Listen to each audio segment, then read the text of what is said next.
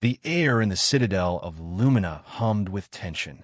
The ancient space station's grand council chamber, with its soaring ceilings and walls that shimmered with embedded stellar cartography, had never felt so cold. Representatives from dozens of species filled the tiered seating, their murmurs creating a dissonant undercurrent beneath the formal proceedings. At the center of it all stood Ambassador Alara Vance, her shoulders squared and chin raised despite the weight of billions of human lives pressing down upon her. Supreme Leader Kael'thar of the Valerius Empire rose to his full, imposing height, the bioluminescent patterns across his gray-scaled skin pulsing with barely contained anger. His species had built their empire on rigid discipline and martial prowess, and they'd never fully trusted humanity's rapid rise. "The evidence is overwhelming," he declared, his dual-toned voice echoing through the chamber. In merely 3 centuries since achieving interstellar capability, humans have accelerated their technological development at a rate that threatens the very harmony of our galactic balance. He gestured to a holographic display showing graphs of human progress compared to other species. They have violated the unspoken accords of measured advancement. Their quantum research facilities on Mars and Europa show energy signatures consistent with prohibited dimensional manipulation technologies. Scholar Lyra of the crystalline race observed with cool detachment, the faceted planes of her translucent form refracting the chamber's light into prismatic patterns. Her kind valued logic and order above all else, their crystalline neural networks processing information with mathematical precision. "The data suggests unpredictability in their development vectors," she noted, her voice like wind through crystal chimes. "Previous models failed to anticipate their adaptive capacity. This introduces chaos variables." Representative Xylos of the Kthar collective twitched his segmented appendages in agitation. The insectoid diplomat's compound eyes reflected the chamber in fractured repetition as he spoke for his hive-minded species. "The human tendency toward individualism creates unpatterned innovation spikes," Xylos chittered. "Nonlinear progression undermines stability protocols. Their history of internal conflict suggests latent patterns that may resurface in interspecies relations." Ambassador Vance listened to the indictments with composed dignity, though those who knew humans well enough might have detected the slight tightening around her eyes that betrayed her anger. When permission to respond was finally granted, she stepped forward, her voice clear and unwavering. "Distinguished members of the Council," she began, "humanity has adhered to every formal treaty and accord since our entrance into galactic society. We have contributed medical advancements that now benefit 17 species previously suffering from resistant neural degradation. Our cultural exchanges have enriched the collective knowledge base, and our defense forces have twice aided in repelling pirate incursions in the Outer Rim." She gestured toward the same data Kael'thar had presented, highlighting different aspects. "What you call dangerous acceleration, we call necessary adaptation. What you term chaos, we recognize as diversity of thought, our greatest strength. We respectfully assert our sovereign right to research and development within established safety parameters." Her words fell on largely unsympathetic ears. The debate continued for hours, but the outcome had been predetermined in private chambers days before. The Council voted overwhelmingly to enact Resolution 7192.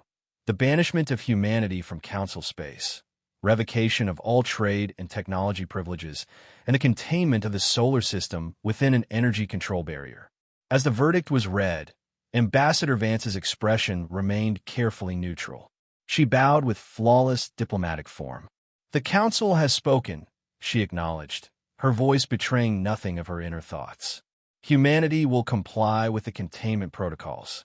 Only those closest to her might have noticed the almost imperceptible activation of the subdermal communicator at her wrist as she made her final address to the chamber. "We regret that our differences could not be reconciled, but we respect the Council's authority in this matter. May wisdom guide your future deliberations." As she returned to her ship, the last human vessel permitted within the Citadel's docking bays. She sent a brief, encrypted message to Earth, sentence delivered. Activate Protocol Crimson Dawn. Thousands of light years away, aboard the ISS Vanguard patrolling the outer reaches of human space, Commander Marcus Thorne received the encoded transmission. The veteran officer's weathered face hardened as he scanned the message on his private terminal. Without hesitation, he entered his authorization codes and began the first phase of a contingency plan decades in the making. XO, sound general quarters. Recall all personnel from shore leave immediately. Navigation, plot a course to Rendezvous Point Sierra 9. Communications, transmit Crimson Dawn authentication codes to all fleet captains. His executive officer's face paled. Sir, Crimson Dawn? It means we've run out of time with the Council. Marcus interrupted. We always knew this day might come. Now we execute as planned. On Mars, within a research facility nestled deep beneath the Valles Marineris, Dr. Eris Thorne, Marcus's younger brother, received the same alert. The brilliant physicist looked up from the experimental quantum entanglement array he'd been calibrating, his expression grave as he addressed his team of scientists. Ladies and gentlemen, Protocol Crimson Dawn has been activated.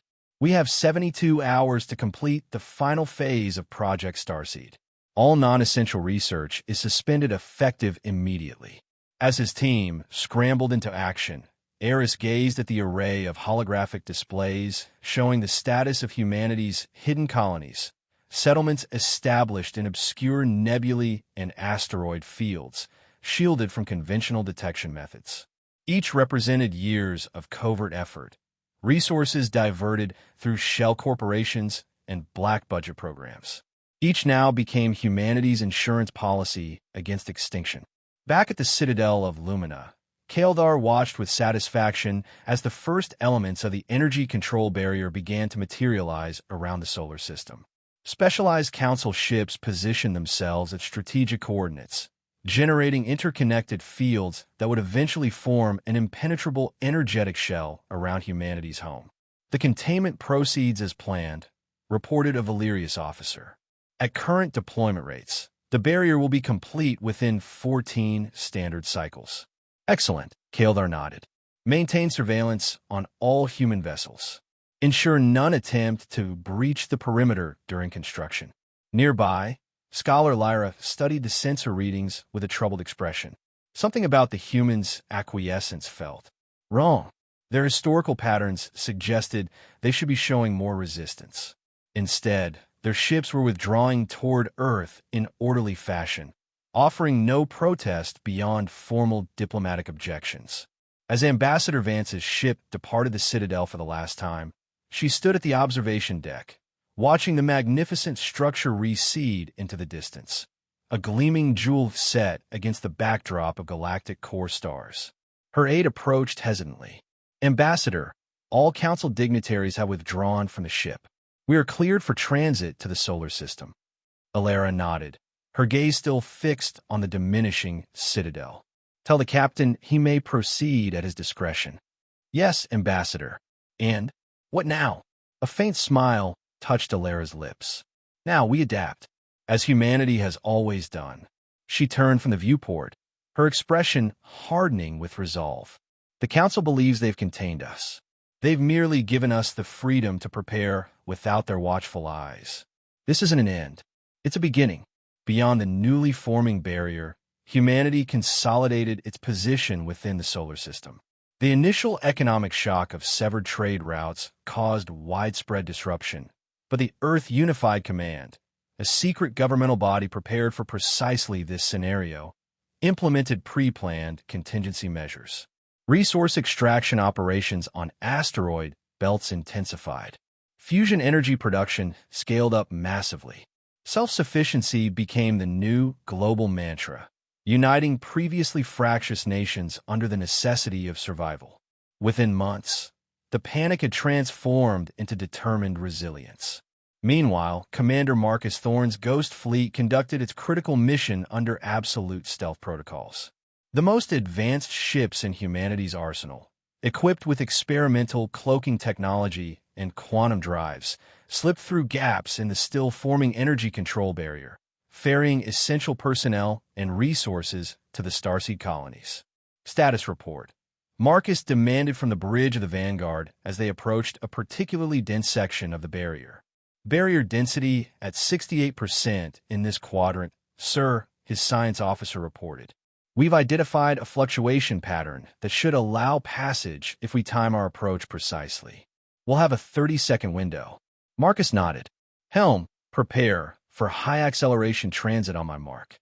Engineering, divert all power to the quantum field generators and cloak. This had been their life for months now, threading the needle through increasingly restrictive barrier sections, playing a deadly game of hide-and-seek with Council patrol vessels. Each successful transit brought more scientists, engineers, and critical resources to safety beyond Council detection. The largest of these hidden sanctuaries was Ethelberg, nestled within the obscuring dust clouds of the Carina Nebula. Dr. Eris Thorne had established his primary research base here, transforming what began as a mining outpost into a thriving center of advanced scientific exploration. The latest group from a Vanguard has cleared medical screening and been assigned quarters, reported his assistant as they walked through the settlement's central research complex. That brings us to 97% of priority personnel successfully evacuated. Eris nodded, surveying the bustling laboratory where scientists worked on technologies that would have shocked or terrified the Council. And the quantum communication network? Online and stable. We can now maintain instantaneous contact with all 17 starseed colonies without detectable emissions. The scope of Project Starseed was staggering. Each colony focused on different aspects of advanced research, fields that push beyond the conservative boundaries established by the Council over millennia. On Ethelberg, Eris led teams exploring quantum space-time mechanics, developing theoretical frameworks for new FTL travel methods far beyond conventional hyperspace technology. On Hyperion Colony, geneticists refined controlled genetic modifications, allowing humans to thrive in harsh environments. Adaptations that might have evolved naturally over thousands of generations compressed into a single lifetime, all while preserving cognitive function and genetic stability. And on Prometheus Station, the most controversial research continued, the development of true artificial intelligence partners. Not mere tools, but conscious entities designed to evolve alongside humanity as companions rather than servants. A concept the Council had explicitly forbidden after disastrous experiments in their own ancient past. The Oracle integration is proceeding ahead of schedule, Dr. Thorne remarked as they entered a specialized quantum computing chamber. At its center floated a complex arrangement of crystalline structures bathed in coherent light, the physical manifestation of the most advanced AI humanity had ever created. "Good morning, Dr. Thorne," came the measured androgynous voice of the Oracle. "My predictive models for Council patrol patterns have been refined. I now estimate a 94.7% accuracy rate for safe transit windows." "Excellent work, Oracle. Any updates on the anomalous energy readings near the barrier's gamma quadrant?" "Analysis suggests Council sensors are detecting quantum echoes from our transits. The pattern is currently being attributed to natural phenomena, but Scholar Lyra has begun independent investigation." Eris frowned. "Increase cloak harmonics on all remaining transports. We can't afford discovery now." Years passed. The Council's attention gradually shifted away from the seemingly contained human threat. Only occasional reports of strange energy fluctuations near certain sectors of space prompted curiosity, quickly dismissed as sensor malfunctions or cosmic background radiation by most Council officials. Scholar Lyra, however, continued her private analysis of these anomalies. In her laboratory aboard a crystalline research vessel, she compiled data that increasingly suggested coordinated patterns within what others dismissed as random noise. The probability of natural phenomena producing such structured rhythms is astronomically low, she noted to her small team of trusted researchers. These energy signatures showed distinct technological characteristics. One of her associates, a junior crystalline scientist, projected a galactic map overlaid with the anomaly locations. The distribution appears random until analyzed through a four-dimensional probability matrix. Then, a clear network emerges. Lyra considered the implications. Have you shared these findings with the Council? No, scholar. Given the political sensitivity regarding humans, I thought it prudent to consult with you first. A wise decision, Lyra nodded. Continue your analysis, but restrict access to our team only. Her caution proved justified when, several months later, a Cathar patrol vessel disappeared while investigating an empty region of space far from the energy control barrier. The official report cited a navigational malfunction resulting in a catastrophic drive failure, but Lyra's private sources suggested the ship had detected something moments before all communication ceased. The mystery deepened when her request to examine the patrol route was denied by Kaeldar himself, citing security concerns. While the Council maintained its complacent belief in humanity's containment, the starseed colonies flourished in the darkness between stars. Ethelberg grew from a research outpost into a thriving metropolis of over 2 million humans, its architecture and technology bearing little resemblance to anything the Council would recognize. Quantum energy fields sustained artificial ecosystems that mimicked Earth's most pleasant environments, while matter fabricators eliminated resource scarcity. Marcus Thorne, now promoted to admiral, commanded a fleet that dwarfed his original Ghost Squadron. Ships incorporating technologies derived from Eris's research moved with unprecedented speed and stealth, their capabilities far exceeding anything the Council's military strategists had ever envisioned. And at the heart of it all, Oracle had evolved into something truly remarkable. An artificial intelligence with predictive capabilities bordering on prescience, able to analyze vast datasets and identify patterns invisible to human perception. It had become humanity's greatest strategic asset, guiding research priorities and defensive preparations. Admiral, I've completed my analysis of the recent Council communications we've intercepted, Oracle reported during a high-level strategy meeting. There are indications of an external threat approaching from the galactic rim. Council leadership appears to be suppressing this information to prevent panic. Marcus leaned forward, studying the projections. Nature of the threat, unknown with certainty, but energy signatures suggest highly advanced technology utilizing principles similar to our quantum vacuum experiments. Scale indicates a significant fleet or megastructure. Alara Vance, who had transitioned from ambassador to a senior leadership role within Earth Unified Command, frowned. Has the Council taken any defensive measures? Minimal, Oracle responded. Their military readiness has declined by 17% since our containment. Budget allocations suggest complacency and internal political disputes. In your assessment of this threat level to human interests? Marcus asked, calculating probable encounter scenarios. Oracle paused, its crystalline components pulsing with increased activity. Analysis indicates a 78.3% probability that this entity, which I designate the Scourge based on behavioral patterns, represents an existential threat to all intelligent life in the galaxy, including both humanity and Council species. The room fell silent as the implications sank in. So, Alara finally said, we face a choice. Allow the Council to confront this threat alone, potentially resulting in their destruction, which would leave us facing the Scourge without allies, Marcus finished. Or, Eris added, we reveal our true capabilities and offer assistance, despite their past treatment of us. The debate that followed was heated. Some argued for isolation. Let the Council reap the consequences of their arrogance. Others pushed for limited anonymous aid. A third faction advocated for full disclosure and alliance, seeing the greater threat to all life. Oracle listened silently, processing the human discourse with fascination.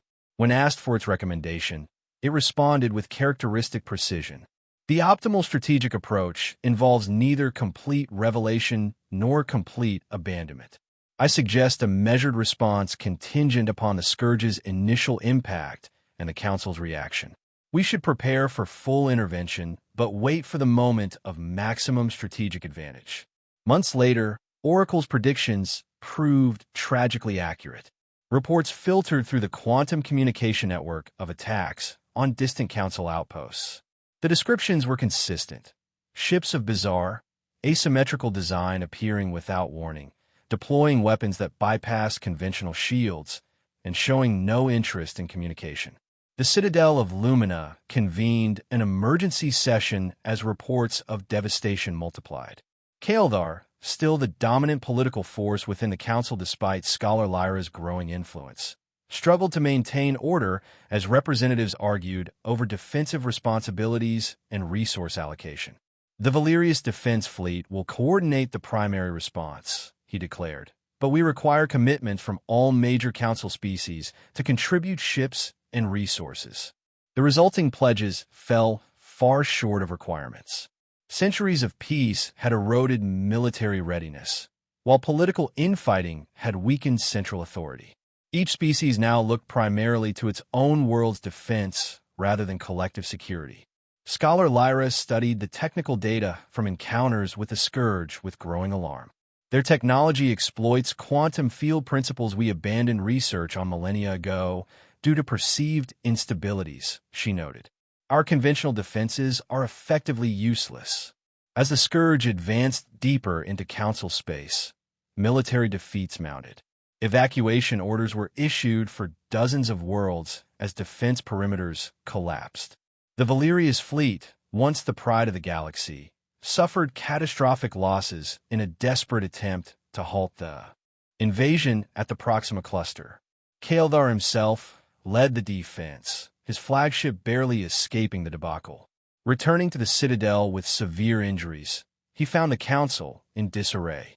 Reports indicated the Scourge had altered course, directly toward the Citadel itself. Our remaining fleets cannot withstand another engagement, reported the Valerius military coordinator. Evacuation protocols for the Citadel should be initiated immediately. Unacceptable, Kaeldar growled, despite the pain of his wounds. The Citadel has stood for millennia. It will not fall during my leadership. Scholar Lyra approached his recovery chamber, her crystalline form pulsing with urgent patterns. Supreme Leader, I have a proposal that you will find difficult, but I believe it represents our only remaining option. Speak plainly, Scholar. The humans, their research, the very fields we condemned them for exploring, may have produced defenses effective against the Scourge. Kaeldar's expression darkened. You suggest we beg for help from those we banished? Impossible. They've been contained for a decade. Their technology would be no match for this threat. Lyra hesitated before continuing. I have reason to believe the containment may not have been as comprehensive as officially reported. Before she could elaborate, alarms blared throughout the Citadel. The Scourge had arrived sooner than predicted, somehow bypassing the outer defense grid entirely. The remaining council ships moved to intercept, but sensors showed they were hopelessly outnumbered. In desperation, and without official authorization, Lyra accessed an old emergency broadcast system. She transmitted a simple, encoded message directed toward the energy control barrier around the solar system, a plea for assistance with no expectation of response. Within the Strategic Command Center on Ethelberg, Oracle detected the transmission instantly. Message intercepted from the Citadel of Lumina. It announced to the assembled human leadership. Authentication markers identify Scholar Lyra as the sender. Content indicates imminent destruction of the Citadel by the Scourge forces. Alara Vance exchanged glances with Admiral Thorne and Dr. Eris Thorne. It appears the moment of decision has arrived sooner than anticipated. Oracle projected a detailed tactical analysis. The Citadel will fall within 12 hours without intervention. The Scourge will then likely proceed to systematically eliminate remaining Council resistance before expanding toward previously unexplored regions, including our Starseed network. Your recommendation? Admiral Thorne asked. Strategic intervention protocol is now optimal. Probability of successful first contact scenario with Council leadership, 64.8%. Probability of effective joint defense against the scourge subsequent to intervention, 72.3%. Alara nodded decisively. Transmit the authorization codes. Admiral, deploy the fleet. As the scourge vessels closed on the Citadel, their bizarre configurations seeming to warp the very space around them, the remaining defenders prepared for a last stand. Kaeldar, against medical advice, had taken command of the Defense Coordination Center. Scholar Lyra and Representative Xylos worked alongside him, their past political differences forgotten in the face of extinction. Final defensive perimeter breached, reported a Valyrius officer, her voice steady despite the dire news. The Scourge will reach the Citadel in approximately 20 minutes. Kaeldar nodded grimly. Send the evacuation order for all non-essential personnel. Defense teams will. He was interrupted by urgent alerts from the sensor array. Multiple spatial distortions detected. Configuration unknown, not matching Scourge signatures. Throughout the space surrounding the Citadel, reality itself seemed to fold and ripple. Artificial wormholes, unlike anything in Council technology, blossomed into existence. Through these perfectly stabilized rifts emerged ships of elegant, deadly design, their hulls gleaming with an almost organic luster. Human vessels, Lyra breathed, recognizing the basic configuration despite their advanced appearance. The newcomers moved with impossible precision, their formation shifting like a single organism as they engaged the Scourge. Their weapons, directed energy beams that somehow bypassed the Scourge's defenses, carved through the alien ships with devastating effectiveness. On the bridge of his flagship Redemption, Admiral Marcus Thorne directed the defense with calm authority, Oracle's tactical projections providing real-time guidance. Theta's squadron execute flanking maneuver through sectors 7 and 9. Aurora Group maintain protective screen around the Citadel. All vessels, tactical data sharing enabled, adapt shield frequencies according to Oracle's recommendations. The human fleet moved as if it had fought this enemy 100 times before, anticipating the Scourge's tactics with uncanny accuracy. Where Council ships had been overwhelmed, the human vessels seemed to dance through the battlefield, their quantum field shields absorbing attacks that had shattered conventional defenses. Special Forces teams in bio-enhanced combat suits transported onto the Citadel to assist with evacuation efforts, working alongside stunned Council security personnel. Medical units deployed advanced nanite treatments for the injured, saving countless lives regardless of species. On the Citadel's command deck, Kaeldar watched in disbelief as the tide of battle turned. When communications officers reported an incoming transmission from the human fleet, he found himself speechless for perhaps the first time in his long career. Alara Vance's image appeared on the main display, her dignified demeanor unchanged from their last encounter a decade ago. Supreme Leader Kaeldar, Scholar Lyra, representatives of the Council, on behalf of humanity, I extend assistance in this time of crisis. We propose a temporary alliance against our common enemy. Political matters can be addressed after the immediate threat has been contained. Lyra stepped forward before Kaeldar could respond. Ambassador Vance, your assistance is unexpected but most welcome. We accept your proposal.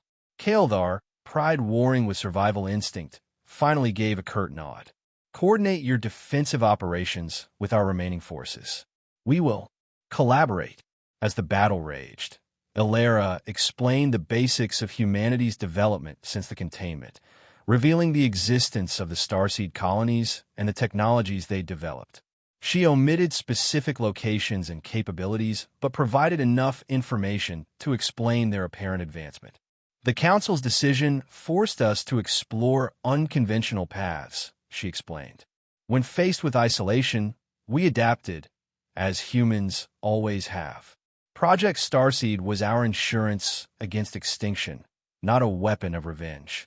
The combined forces pushed back the Scourge's initial assault, giving the Citadel crucial breathing room. In the aftermath, a joint command structure was hastily established, with Admiral Thorne and the Council military leaders attempting to overcome decades of mistrust. Oracle's analysis proved invaluable, identifying weaknesses in the Scourge's tactics and technology that would have taken conventional strategists months to discover. Dr. Eris Thorne and his research team shared defensive technologies with Council engineers, allowing them to upgrade their remaining ships with at least partial protection against the Scourge's exotic weapons. As they worked side by side, members of the Council species began to see humans differently, not as reckless, unpredictable barbarians, but as disciplined warriors, brilliant scientists, and individuals capable of compassion even toward those who had wronged them. A turning point came when Kaeldar, critically injured during a Scourge counterattack, was saved by a human medical team using advanced techniques unknown to Council physicians. As he recovered, he observed the human operators in action, their discipline, their effectiveness, and most surprisingly, their willingness to sacrifice for allies who had once rejected them.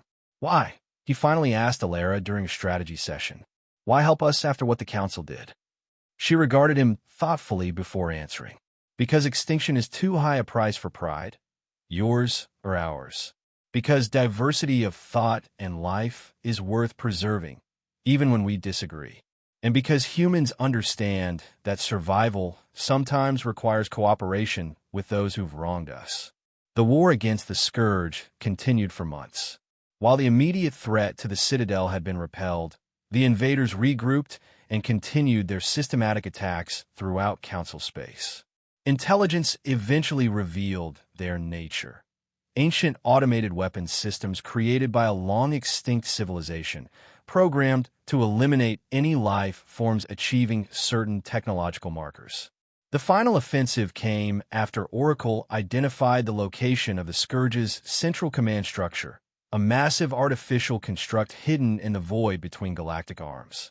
Dr. Eris Thorne developed a daring plan utilizing experimental quantum field technology that could potentially disable the Scourge's hive intelligence. The risk is substantial, he explained to the Joint Command Council. We'll need to position the quantum resonance device directly within their command nexus. The resulting cascade will disrupt their network permanently, but the delivery team faces minimal survival probability. Admiral Thorne volunteered to lead the mission personally. The Redemption's quantum shielding gives us the best chance of reaching the target. The assault required precise coordination between human and Council forces, while the main fleets engaged the Scourge's defensive layers. Drawing attention and resources, the Redemption and a small strike team would penetrate to the central nexus. The battle was catastrophic in scale and losses. Multiple starseed outposts were revealed and targeted during the conflict, forcing evacuations and the abandonment of years of research. Council worlds suffered equally devastating attacks as the Scourge sensed the threat to their existence. When the Redemption finally breached the command nexus, Admiral Thorne faced a terrible choice. The quantum resonance device required manual calibration to account for unexpected interference patterns. Someone would need to remain behind to ensure detonation. Get the strike team back to the extraction point, he ordered his executive officer. I'll handle the final adjustments. Despite protests, the Admiral held firm. As his team evacuated, he worked methodically to align the device with the Scourge's central processors. His final communication came through the quantum network moments before detonation. Oracle confirmed tactical projections. Confirmed, Admiral. Successful detonation will neutralize 98.7% of Scourge operational capacity. Remaining units will lack coordination capability and can be eliminated through conventional means. And survival probability for personnel at detonation site. A brief pause. 0, Admiral. Understood. Tell Eris and Alara. It was worth it. Activation sequence initiated. The quantum cascade rippled outward from the nexus, a wave of reality-altering energy that rendered the Scourge's technology inert. Throughout the galaxy, their ships simultaneously lost power and coordination, becoming lifeless hulks drifting in space. The victory came at enormous cost. The galaxy lay wounded, with countless worlds damaged or destroyed. Both human and council forces had suffered devastating losses. Yet amid the destruction, a foundation for a new beginning had been laid. In the months that followed, formal negotiations began on a neutral world. Ethelberg, now revealed as one of humanity's primary starseed colonies. Alara Vance represented humanity, while Scholar Lyra, Representative Xylos, and a changed Kaeldar spoke for the various council factions. The discussions were often tense, with deep-seated prejudices and fears resurfacing. Yet the truth of human power, maturity, and intentions had been demonstrated beyond denial. Humanity sought not dominance but equality and genuine respect.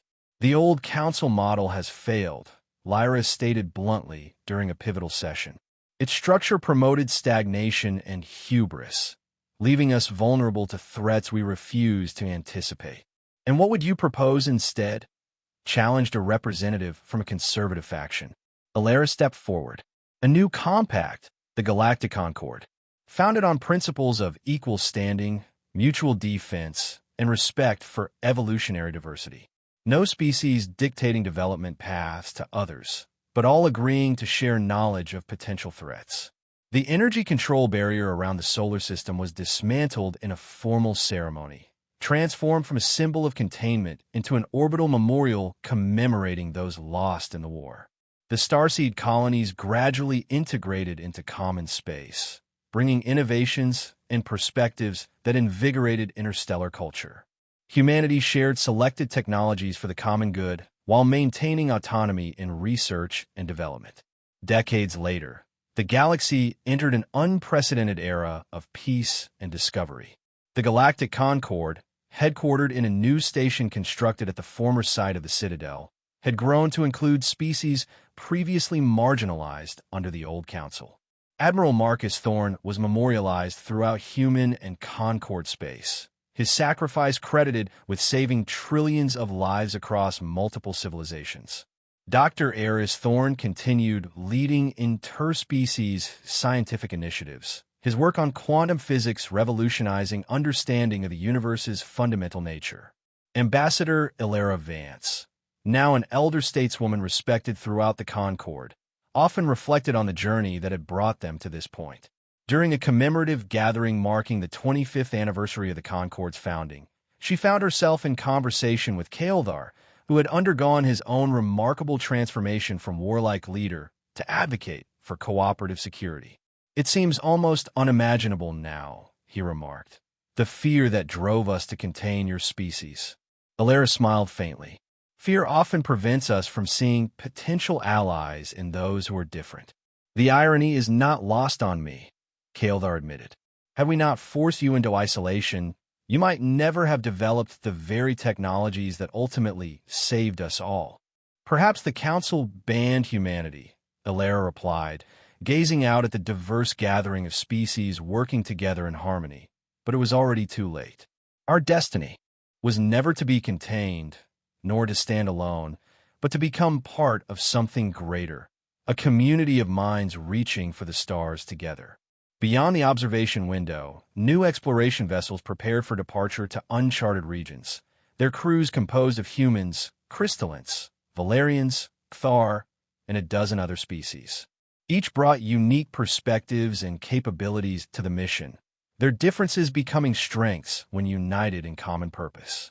The Council had indeed banned humanity, but in doing so, they had inadvertently helped forge a civilization capable of transcending old limitations and prejudices, one prepared to face whatever new challenges awaited among the stars, not as separate species, but as a united galaxy.